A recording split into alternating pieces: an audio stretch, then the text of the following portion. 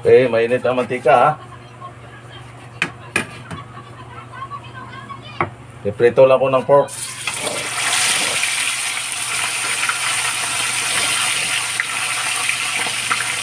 Ito nakababad na to, may timpla na.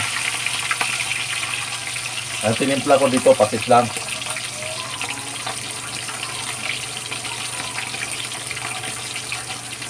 Kasi pag tinimplan mo to, may toyo, may ano, nasusunog.